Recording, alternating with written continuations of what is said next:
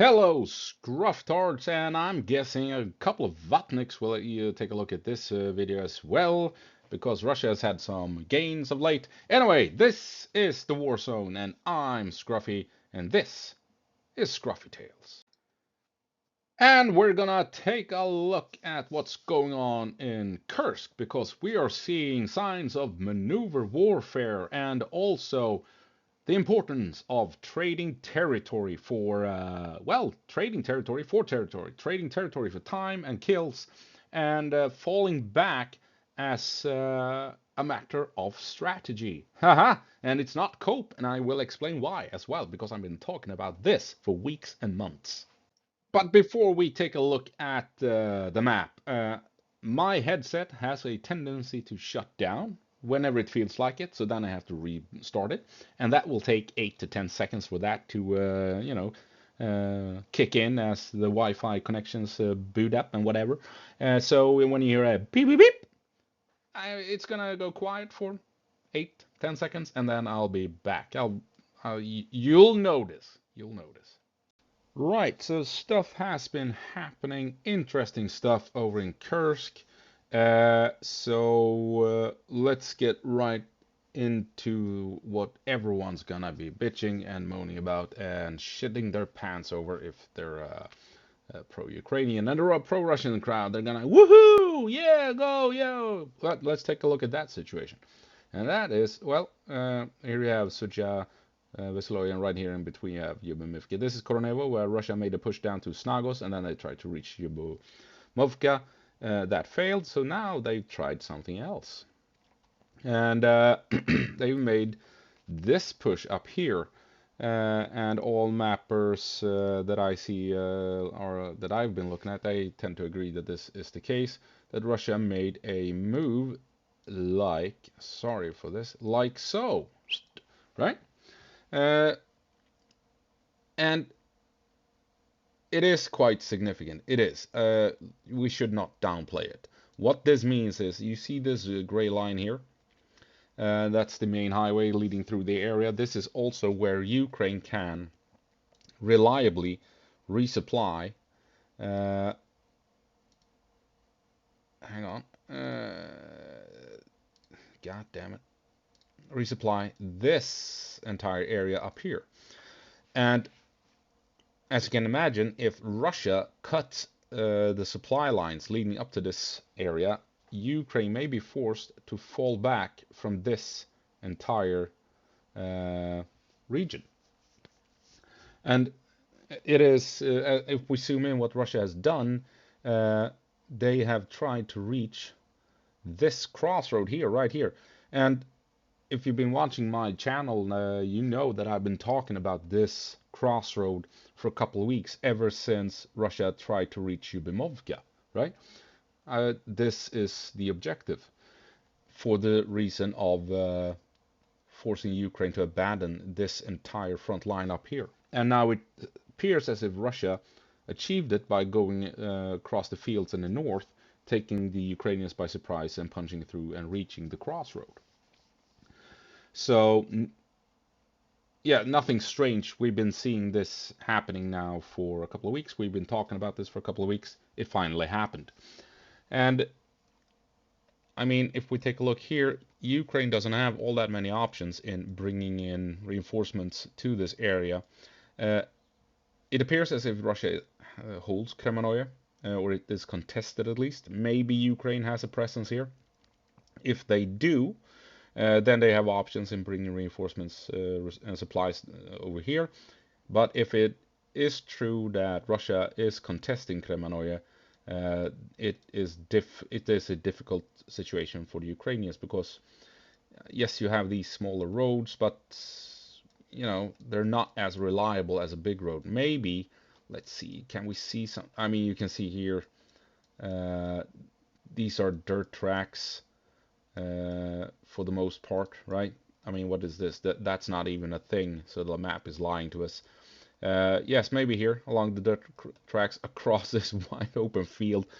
Ukraine does not have many options in supplying this front line. So if Russia pulls this off and holds territory, Ukraine will have to eventually fall back from this entire area. And like I said, nothing strange about it. We've been talking about it for weeks.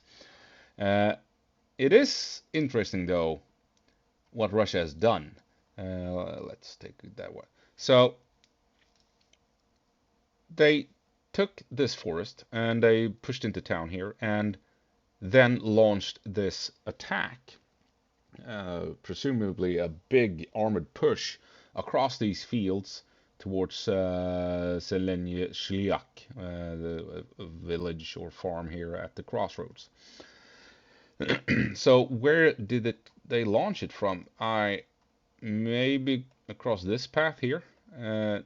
Doubt they came down this way. They would have taken too much fire from the Ukrainians up here is my guess. So I think they came through here, sneak attack across here. Or did they? There's a river. Huh, I wonder how they pull it off. Maybe through here? Anyway, it happened. So they came across the wide open fields here, punched through the windbreaks here, and then reached presumably the valley here, and then they are now in control of this windbreak and this valley, if we are to believe all the mappers. That is what they're showing us. This is where Russia came in and pushed down here to secure the crossroad. I mean, like the map tells us, it's wide open field. This is where it gets interesting. How will Russia maintain a hold of these locations? This valley continues down here. I'm not sure if Russia is down here or if Ukraine still has a presence. This may very well be Russian territory as well. And I mean, Ukraine can't utilize this road with all the Russians hiding in this valley being able to shoot at anything moving here, right? Obviously. So, but how will Russia reinforce and supply these locations? They have to cross these wide open fields. You can't control these fields. These are uncontrollable. This is an uncontrollable area, and that is why my map is the way it is. I try to map out where you can have defensive positions. So wide open fields, all the other mappers, they draw a line across a field and says this is where Ukraine is and this is yada yada. So when I look at those maps, I try and figure out where they are defending. What territory can they actually hold? And Russia cannot hold. Yes, this is listed as Russian territory, contested territory, but it's a wide open field. There's nothing there to contest. This can be defended and contested, as well as this valley. So that means Russia has to run the gauntlet across this wide open field with Ukrainians to the north and Ukrainians to the south. Very interesting how Russia will reinforce and resupply these positions. This is it's a bold move by Russia. They reached the objective, they cut the main supply line, but can they maintain a foothold? Unless they have also pushed in this way and attacked Lyubimovka from the north. So this push here is a larger effort into breaking into Lyubimovka rather, and also reaching the crossroad, but taking Lyubimovka, because then, you know, they have options of bringing in troops this way and resupplying, reinforcing these positions. So right now, if Russia needs to take this town, Lyubimovka, otherwise, how the hell will they maintain a hold on these two locations? Russia really needs to make a push at Lyubimovka. Maybe we'll see it during the day. Maybe mappers are updating as we speak, indicating that Ukraine has given up on Lyubimovka. I mean, because, yeah, if Russia is down here, Lyubimovka is kind of cut off, isn't it? If Russia has pushed down this way as well, they could move along the river Snagos maybe to try and bring in troops. But, yeah, Russia may have made a bold move and killed two birds in one stone. They have cut off Lyubimovka, potentially, and they are at the moment cutting off this entire region up in the north. But yeah, so that is the situation. That is what Russia has pulled off at this point here at Lyubimovka. have maybe isolated Lyubimovka, which means Russia will push in to take the town. If they pull that off, they can reinforce these two positions here. If Russia does not manage to do that, then these two positions cannot hold out for that very long, and Ukraine will push in from Novoyanovka and this forest and go in and clear out the valley, and then as well as this windbreak here. So yeah, Lyubimovka, expect a lot of action in this town in the coming days. Russia needs to push through here to reinforce these two locations. And also, they need to reinforce these locations so that they can force Ukraine to abandon this entire front line. So that was that situation at Lyubimovka. Very interesting. Also, this is maneuver warfare. This is what happens when you don't have the massive minefields that are in the way, slowing you down, preventing you to advance.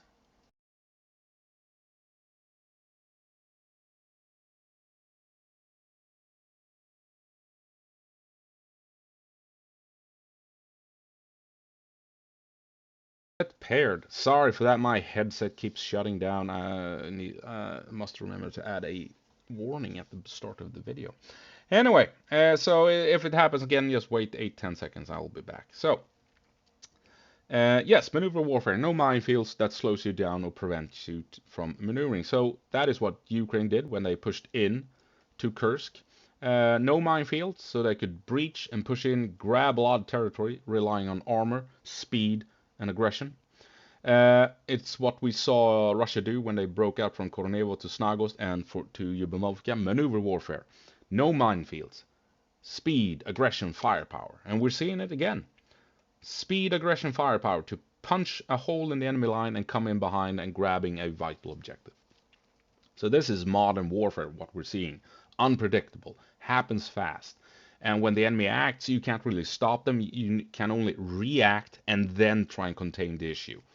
Just like Russia did with the entire incursion, just like Ukraine did with Lyubimovka, and also what's going on over here. When Ukraine, out of the blue, pushed into Veseloye, Russia couldn't really prevent it, but all they could do was contain it and then try and counter it. So that is what we're seeing in Kursk. Modern warfare. Speed, aggression, firepower with armor, and then the enemy, they can't act as it's happening. They have to react and try and contain the issue, and then begin to counter that enemy push that was basically unstoppable as it kicked off. And speaking of which, let's take a look at what's going on at Veseloye, because it's quite interesting. Because Ukraine appears to be shifting focus west of Veseloye. We've seen all the mappers indicate that Ukraine is moving west, primarily in this direction here. And also that we have a lot of contested territory up this way between Veseloye and Kalinina. We have also seen Russian vehicles destroyed in Kalinina, indicating that Ukraine is now focusing away from Veseloye more in a western direction. I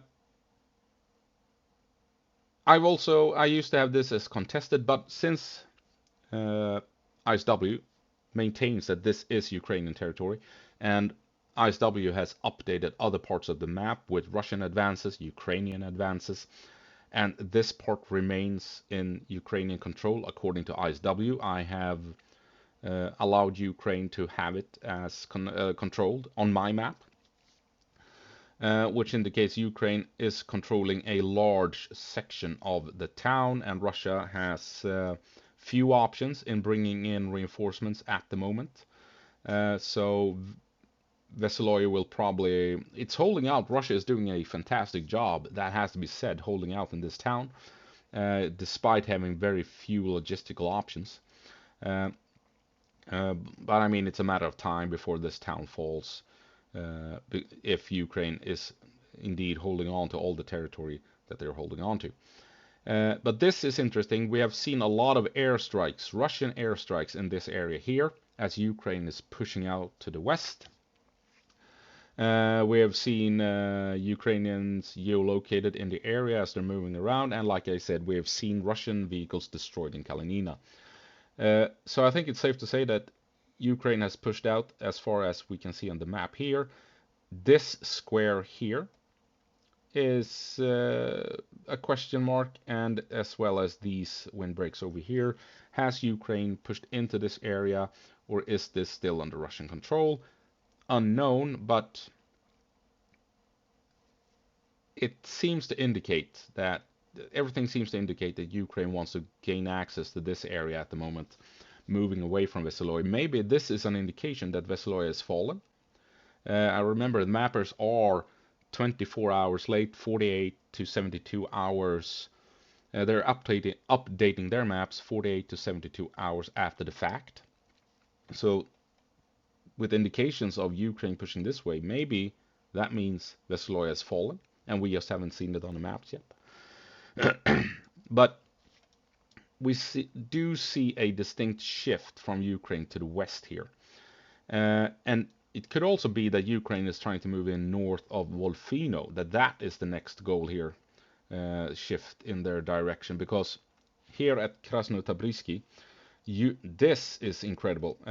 Russia is still holding on to this small border town. And I mean, Ukraine is attacking from this way, and most definitely from within Ukraine itself, right? So this town is being attacked on 3 fronts, along with this small town up here.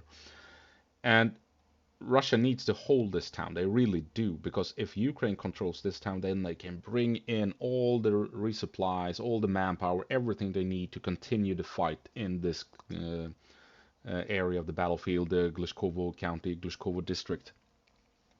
So this fight here, you have to give it to Russians. They are holding on to a very vital town that is in a very exposed situation. I mean, wide open fields. The only way in is through Wolfino, and they are being pressured all around, and they're still holding on. And Ukraine needs access here. Otherwise, they have no steady flow of logistics into the battlefield. They only can come in through here where they have breached dragon teeth and minefields. And Russia keeps attacking this location with artillery because this is the bottleneck where Ukraine can move in troops and supplies. So maybe this shift west that we're seeing is an indication that Ukraine is now heading for Wolfino in order to take Krasnooktyabrskoye and open up the logistical route to this part of the battlefield. So what are we seeing now? Doom and gloomers will I've already seen it, that this means the entire end of the Kursk operation, that Ukraine needs to fall back. They should not stay in Kursk, and they should allocate resources down to Pokrovsk and Toretsk and what have you, and Siversk, where Russia is having momentum. That should be said. But Russia has some 40 to 60,000 troops fighting in this area. Geolocated units. Troops taken from other parts of the front line. We have tank divisions, airborne battalions, we have special forces units, we have private military companies, and I don't know what else. Marine infantry, right? Navy infantry. So this entire region is full of troops that otherwise would have been fighting down in Ukraine. If Ukraine falls back, I think they have something like 10 to 15,000 troops here. If they fall back, that means Russia has 40 to 60,000 troops here in Kursk, ready to take the fight to Sumy in Ukraine, ready to push in to Ukraine and open up a new front line like they did at Kharkiv. So if Ukraine abandons Kursk now, that invites Russia to attack and destroy more towns in Ukraine, more civilian casualties within Ukraine. Ukraine does not have the option of falling back. If they leave Kursk, they bring the war into another location in Ukraine that so far has been somewhat spared of the atrocities. So Ukraine can't leave just to help Pokrovsk, because then Russia will begin moves to reach Sumy, or at least all the towns here outside of Sumy. So Ukraine has to hold on. And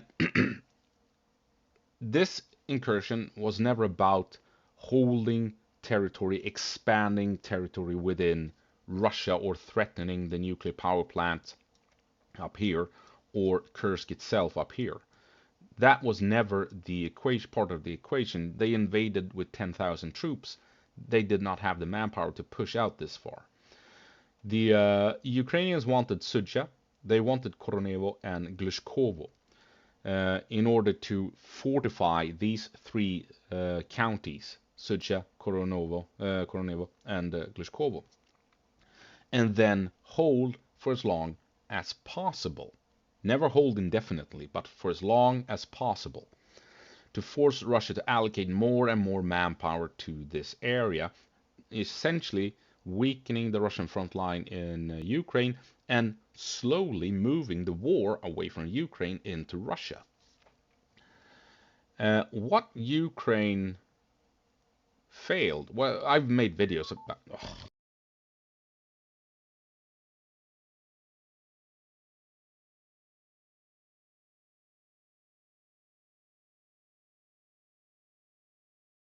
Right, so this goddamn head. It's a thing on my channel, on my headset. It is what it is. Anyway, so where was I? So yeah, they took Sudzha. They wanted Korenevo and Glushkovo over here. They failed in taking Korenevo, and that was the big operational failure, the objective that has set the tone for the entire campaign so far. And I've made videos about this, like I said, highlighting this. And people were so mad. It is a success. They have brought the war into Russia. And like, yeah, sure. But you still have to face realities on the ground as a soldier, as a commander, and everything like that. So Ukraine knew that over time Russia would amass enough manpower to push them back. That was part of the plan. That's the whole reason. Force Russia to bring all the troops they have over here and push Ukraine out. That was the plan. But Ukraine wanted Korenevo before that push happened, because Korenevo has two things that Russia struggles with. It's a large city, and rivers, bodies of water protecting the flanks, and also going straight through the city or the town, right? So Ukraine wanted this, and this is where everything, well, it didn't fail, but when things did not go according to plan. Russia held on to Korenevo, and when they eventually amassed enough troops to counterattack, they could strike out from Korenevo to Snagost, push Ukraine away from the same river that isolated Glushkovo County. And now we're seeing that they could move from Snagost to Lyubimovka, and at this point they could move out from Snagost, move around Lyubimovka, and come down here. So failing taking Korenevo was the big operational failure here in Kursk. Which isn't strange, because, you know, the Russians are countering you. They have no intentions of just giving up, right? No battle plan survives contact with the enemy, as the old saying goes. So, but this is the reality, and we have to acknowledge it. Also, this push here was not some massive master plan trying to come up and attack the Russians in the rear. Had nothing to do with that. Ukraine got stuck here as well, somewhere along this line, trying to push west in here towards Glushkovo. They did not have enough manpower to hold the entire front over here, as well as attacking Korenevo and also pushing in here with the forces they moved in with. So, being unable to punch through the Russian defenses, Ukraine instead did what you always do when you have a difficult defensive line. They tried and moved around it. It's what the Americans did in Iraq. It's what the Germans did in France. It's what Russia eventually did in Finland. And it's what the Vietnamese did in Vietnam with the Ho Chi Minh Trail. Why attack the enemy head on when you can actually move around them through another country? So this is what you do when you have a big defensive line you can't deal with. You move around it. And so at the time, Ukraine's plan was to contain Korenevo and deal with this front line by attacking it from the rear and forcing it to collapse, and then push in and take all of Glushkovo County. It just so happens that at the same time, Russia built up that big push and launched it before the Ukraine were ready to attack Veseloye and Glushkovo. So Russia moved in on Snagost, and the Ukrainians who were building up this force went, oh shit, we need to attack prematurely in order to try and help out at Snagost and Lyubimovka and hopefully force Russia to allocate troops over here. So they launched this attack a bit ahead of schedule, would be my guess. So that's why we're over here. Is the Kursk incursion a failure? Not yet. Not yet. Despite Korenevo, despite Ukraine not pushing past Veseloye at this point. No. Despite what's going on at Lyubimovka, it's not a failure yet, because the plan has always been to hold on for as long as possible. Now, obviously, Ukraine would have wanted to hold on for much longer, and Korenevo was crucial to achieving that. But losing territory to Russia has always been part of the plan. As long as you trade territory for time, kills, or trading territory. So yes, Russia has taken back a lot of territory here, but on the flip side, over here, Ukraine has gained some territory, and maybe some, for this green maybe have Ukrainians in them, very, very big maybe, but most certainly here at Veseloye, and we're seeing this expansion westward as well. This is moving too slow. That has to be said, that has to be pointed out. Ukraine did not plan on getting stuck on Veseloye for this long. They more than likely had hoped to take the Russians by surprise, move in on Veseloye, take Krasnooktyabrskoye, take this small town of Glushkovo over here, to Glushkovo, this small town, and then push on northward in a much quicker fashion. That has obviously not happened. They're stuck on Veseloye, but they're still trading territory, losing territory over here, gaining territory over here. Slow progress, but it's still happening. So at the moment, things are still going somewhat according to plan, even if it's even if the Russian progress is going faster than Ukraine would have hoped, and Ukrainian progress over here is going slower. But we are trading territory, losses here for gains here. Ukraine is buying time with slowing down the Russians at Lyubimovka, slowing them down here in the fields south of Lyubimovka. Russia tried to move on Borki, that completely failed, and so on. And we're also trading territory for kills, right? It's costing Russia a massive amount of troops in achieving all of this, especially if they're now going to try and support this. Now they're going to have to push hard into Lyubimovka or move troops across these wide open fields between Ukrainian positions. So it's going to cost Russia a lot of troops and resources to hold on to these positions. Again, trading territory for kills, right? But of course, at some point, Russia will push Ukraine back away from all of this. That is inevitable. It will happen over time. And I pointed this out as well. When Russia made the push at Snagos and then towards Lyubimovka, I said, we will see the Russians keep pushing in this area and forcing Ukraine back, without question. So when is that point when we reach a situation where Ukraine has failed, or when they can no longer hold on to territory, when Kursk becomes a problem? Well, it all comes down to Sudzha. and a river. Let's see if we can take a look at that river. Here we go.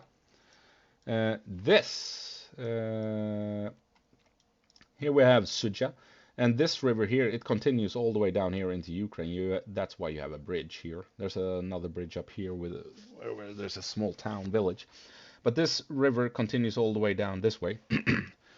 And this river and Suja is Ukraine's last stand in Kursk.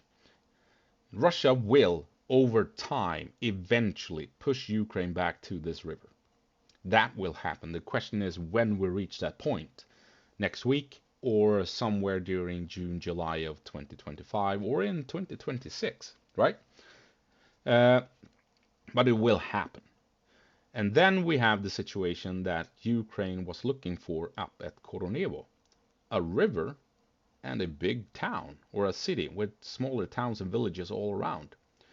This is where Ukraine can hold the line, and this is where Russia very likely, if we take a look at what's going on so far in the war, at Vovchansk, at Chasiv Yar, Bakhmut, a large settlement and a river is a huge problem for Russia. They struggle with dealing with that.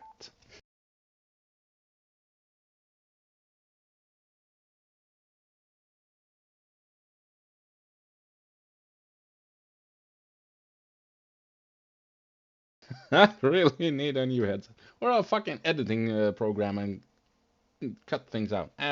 Fuck it. Anyway, they really struggle with this situation, as we've seen previously in this war. And so everything points to that this area here will be a problem for Russia. And this is Ukraine's last stand. Everything beyond this river and Suja is territory that can be traded for time and kills. And in combination with Klushkovo, all of this can be traded for territory over here. If Ukraine can keep pushing over here, then they can lose territory over here, because Ukraine needs to hold territory in Kursk in order to force Russia to allocate more and more and more manpower into the region away from Ukraine and the battles going on elsewhere, right? So that's the situation. If Russia can get across this river and threaten Suja, then Ukraine has a real problem in Kursk, and then the operation, the incursion, the campaign is in real trouble. But it's going to be interesting to see. Maybe we can take a look at the topography as well. You can see here, I mean, it's a valley. Ukraine has the high ground. This is interesting. Ukraine has the high ground around this Russian push. So you can see it's gonna be difficult for Russia to hold on to these locations if they don't push into Lyubimovka. So in the next couple of days, expect massive, massive fights and a big push from Russia trying to grab Lyubimovka. Maybe trying to exploit the situation that they can operate north of the town, moving in with armor to outflank the Ukrainians and attacking from the north as they're pushing in from the west, catching the town in a pincer movement, especially if they have moved down this far and have managed to potentially isolate the town from reinforcements. So big fight's gonna happen here. If Ukraine can hold on to this town, these Russian positions, they will probably struggle. We'll see how that unfolds. But so yes, Kursk, that's what's going on. Ukraine is trading territory, not as much as they would like, but they are still trading territory. They are trading territory for time and kills, and they are still holding on to that crucial location around Suja and that river. That is key. Everything else can be traded. Also, gains here, if they can push past Veseloye, if they can push out to the same river, then this is a very well defended area as well. You have a big river that Russia can't cross. You have a big town, small towns all over the place. If Ukraine can push in here, it's going to be another area where Russia will struggle pushing in and reclaiming territory. Just like over at Sucha with rivers and towns and what have you. So, but it all comes down to basically, can Ukraine unlock this border town here? I mean, take a look. This is where they can bring in their logistics instead of moving across rough terrain, trying to breach or moving through a bottleneck between the dragon teeth. Ukraine really needs to secure the border towns here. Then things will definitely change pace in this area, would be my guess. But yeah, not much else to say. The big thing is, of course, this push, and will Russia be able to reinforce these isolated positions, and will they be able to push into Lyubimovka? So yeah, that's Kursk. So there you have it, maneuver warfare and trading territory, and well, damn it, I've been talking about this for weeks and months, and now it's happening. Weird how I managed to predict this shit. It's almost as if I maybe might know what I'm talking about. You never know. Anyway, that's it. That's the end of the video. It's not over in Kursk. It's going a bit faster than Ukraine had hoped, but it is still going as everyone expected it to end up, basically. So with that said, gå på marsch, Ukraine, and give them hell.